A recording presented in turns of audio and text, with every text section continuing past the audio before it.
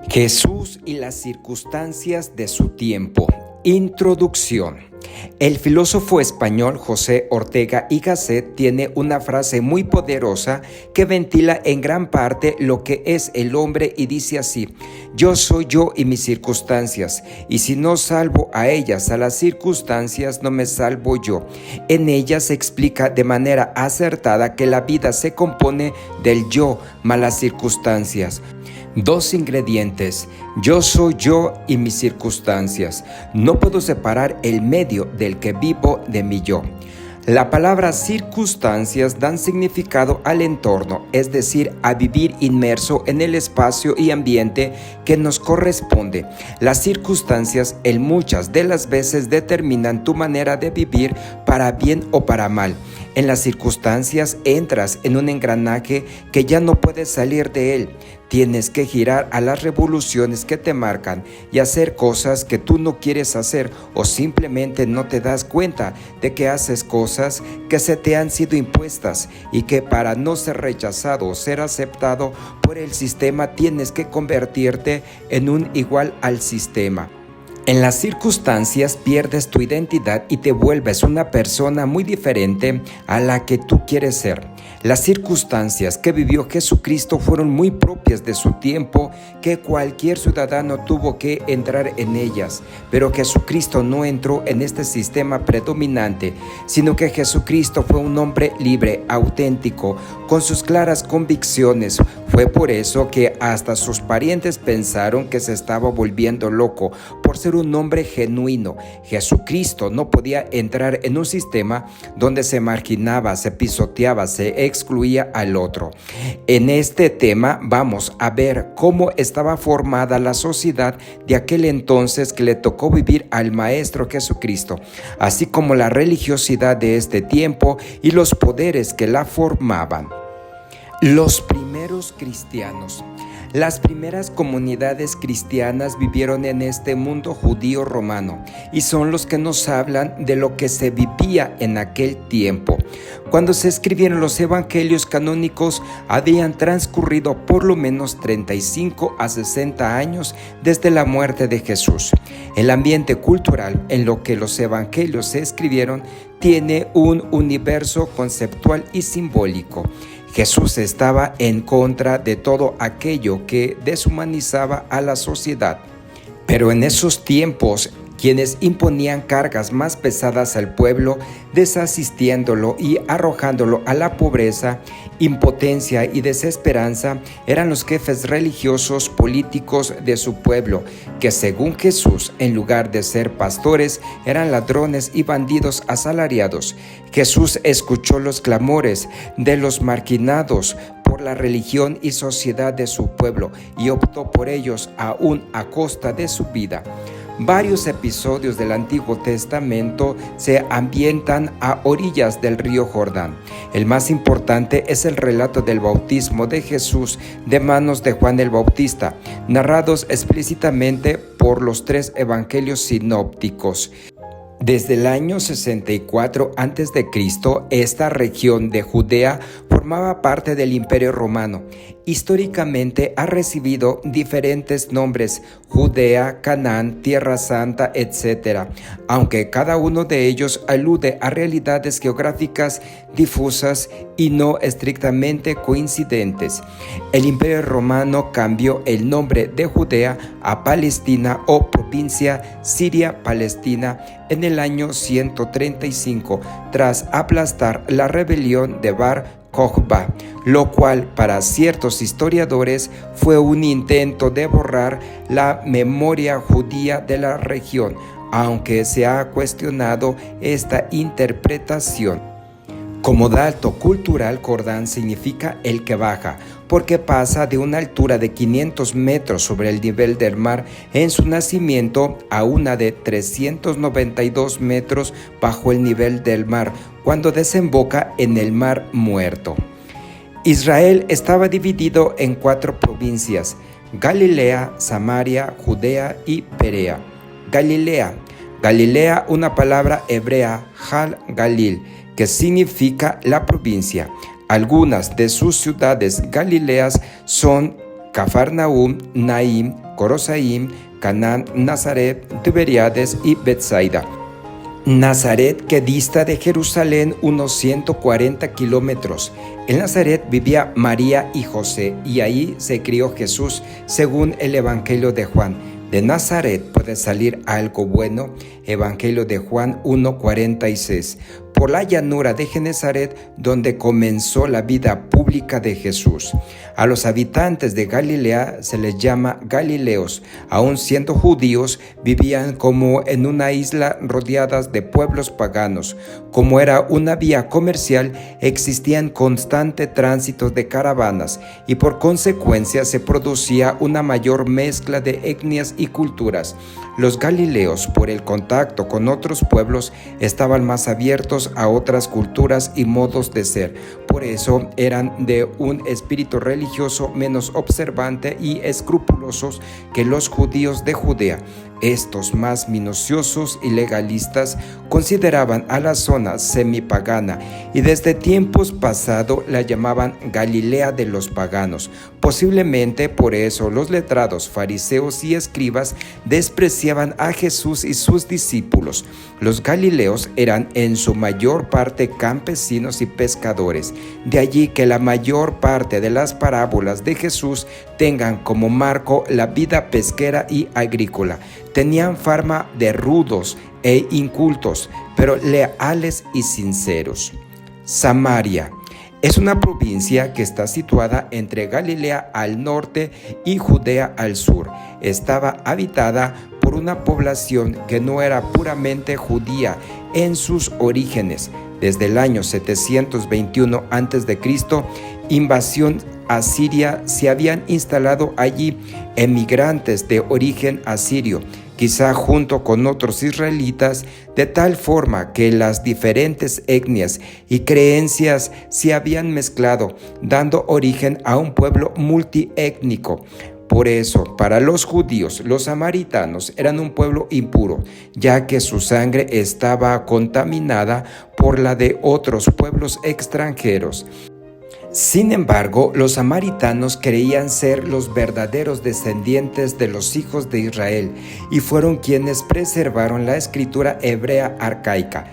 En el siglo III a.C., el rabí Gisda, miembro del Sanedrín, explicaba que los pueblos ordinarios a los que fue entregada la escritura hebrea arcaica eran, de hecho, los samaritanos. Ellos se consideraban fieles a la ley, verdaderos israelitas. Por ello, la samaritana habla de nuestro padre Jacob. Ellos tenían su propio templo sobre el monte Garizim, Juan 4:20.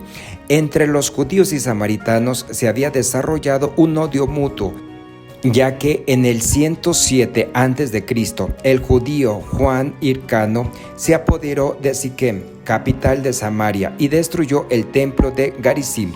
Herodes el Grande lo restauró en el año 30 a.C. y se casó con una samaritana. En el año 6 después de Cristo, los samaritanos profanaron gravemente el templo de Jerusalén, arrojando en él por la noche huesos humanos, precisamente en el día de Pascua. Desde entonces se creó una hostilidad implacable. Judea. En este lugar se producen aceitunas, uvas, dátiles, higos y legumbres. Casi todo el ganado que producen es sacrificado en el templo y sus habitantes en general son pobres, que se alimentan con pescado ahumado y salado, pero con poca carne. Aquí está el templo judío, único en el mundo, al que todos deben peregrinar, centro de formación religiosa y sede de la autoridad suprema. La vida en Judea gira alrededor de Jerusalén y su templo. En Judea están varios pueblos de importancia en la vida de Jesucristo.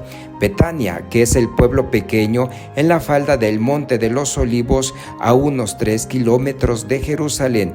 Belén, aldea a unos 8 kilómetros de Jerusalén, llamada Ciudad de David, porque en ella recibió la unción el rey David. Según las profecías y los evangelios, fue el lugar de nacimiento de Jesús el Mesías. Emaús, aldea situada a unos 12 kilómetros de Jerusalén. Jericó, situada en un oasis muy fértil a unos 250 metros bajo el nivel del mar. Esta se comunica con Jerusalén a través del desierto de Judá por una ruta accidentada y peligrosa propicia al bandidaje. El gobierno en tiempos de Jesús. En los territorios pequeños conquistados por los ejércitos romanos, el emperador Augusto en el año 29 a.C. nombraba a un prefecto o gobernador como su representante para dirigirlo todo. Desde los años 6 al 41, el prefecto de Judea fue llamado procurador. El procurador romano de Judea tiene el supremo poder militar, aunque depende del legado romano de Siria. Es también el agente de finanzas del emperador romano. Recoge la totalidad de los impuestos de los judíos. Tienen que pagar al fisco imperial romano. Bajo sus órdenes están los recaudadores de impuestos, respaldados por sus soldados. La justicia ordinaria la ejerce el Sanedrín, pero el procurador romano se reserva la ejecución de la pena de muerte. Reside en Cesarea, pero en las fiestas acude a Jerusalén y vive en la ciudad militar llamada Torre Antonia, edificada en el ángulo noreste del templo, donde habitualmente reside la guarnición romana de Jerusalén. Era un sitio estratégico desde donde era fácil controlar la multitud que acudía al templo. Desde los años 6 al 41, el procurador romano nombró en 8 ocasiones al sumo sacerdote. Pilato fue procurador romano desde el 26 al 35. Agripa I describe a Pilato como inflexible, de carácter arbitrario y despiadado, y le acusa de robos, ultrajes, amenazas, de acumular ejecuciones sin previo juicio, de crueldad salvaje e incesante, procurador frío y hostil a los judíos, poco comprensivo con sus tradiciones religiosas. Provocó una resistencia no violenta cuando con engaños introdujo en Jerusalén, ciudad sagrada de los judíos, estandartes con las imágenes del emperador.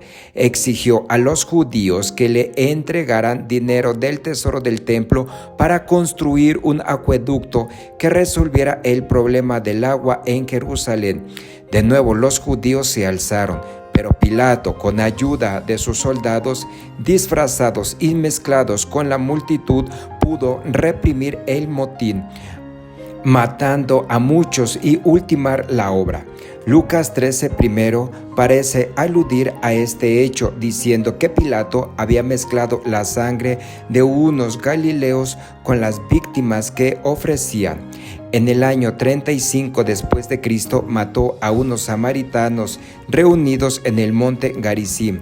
Ante las quejas de judíos y samaritanos, el legado de Siria, Vitelio, lo envía en el año 36 a Roma para que dé cuentas de sus abusos ante el emperador. Posiblemente muere en el año 37 suicidándose. El Templo de Jerusalén. Israel fue un estado teocrático, gobernado por Dios, un estado en el que lo más importante fue la religión, cuyos dignatarios poseían máxima autoridad en la mayoría de los casos. El máximo poder político del gobierno judío estaba sometido al poder religioso, al sacerdocio, especialmente al sumo sacerdote de Israel. Este ejercía el poder en nombre de Dios, aplicando las leyes de la Torá y aquellas tradicionales en la religión israelita. Los poderes religiosos y políticos se encontraban fusionados en la antigua teocracia israelita. El Templo de Jerusalén, considerado como signo de la presencia de Dios entre los hombres, funcionaba como centro espiritual del antiguo Israel. Estaba construido en la parte más visible de la ciudad, sobresaliendo con una torre de 50 metros de altura en medio de una explanada de 480 metros de largo por 300 metros de ancho, rodeada por un alto muro. Era el templo que Herodes el Grande empezó a construir, dominando sobre el resto de la ciudad y recubriendo con espesas placas de oro y mármol blanquizo que brillaban refulgentes al sol y despertaba la admiración de la gente. Maestro, mira qué piedras y qué edificio. Marcos 13:1. 9 grandes puertas daban acceso al templo, 8 de ellas recubiertas totalmente de oro y plata, lo mismo que sus montajes y dinteles, y la novena, en bronce de Corinto, sobrepasaba en valor a las otras decoradas en oro y plata. Abundaban los portones recubiertos de oro y plata, los candelabros, copas, candeles y utensilios sagrados, también de oro y plata. Tan grande debe haber sido la riqueza de oro que había en el templo, que después de la conquista de Jerusalén por los romanos en el año 70 después de Cristo, la oferta de oro fue tan gigantesca que trajo como consecuencia que su precio se redujese a la mitad. La ampliación, arreglos y decoración del templo duró unos 84 años, desde el 20 a.C. al 63 después de Cristo. El Evangelio de Juan lo indica colocándolo en boca de los dirigentes judíos hacia el año 27. 46 años ha costado construir este santuario y tú vas a levantarlo en 3 días. Evangelio de Juan 2:20. En todos los años que duró la construcción del templo, no se interrumpió el culto en ningún momento. Como lugar de la presencia de Dios, el templo era el centro del poder religioso. Era el único templo que tenían los judíos de todo el mundo para dar culto a Dios. El culto era celebrado a diario, por la mañana y otro por la tarde, y además un culto extraordinario en las grandes festividades religiosas anuales, especialmente 3: Pesaj, Pascua judía; Shavuot, fiesta de las primicias; y Sukkot, fiesta de los tabernáculos, a las que todo israelita varón a partir de los 13 años tenían obligación de acudir, si bien de hecho aquellos que vivían lejos lo hacían solo para Pesaj. El templo de Jerusalén funcionaba como el principal centro educativo. Allí se impartían las ciencias religiosas, teológicas y jurídicas del judaísmo. Al templo, así como también a diversas sinagogas, acudían Jesús a impartir sus enseñanzas. La presencia de Jesús produjo a veces polémica con los dirigentes judíos, dado que fue allí donde Jesús también dio a conocer sus grandes denuncias. Estás en el canal Abraham 3 puntitos. Si te gustó este video, suscríbete, compártelo, dale like.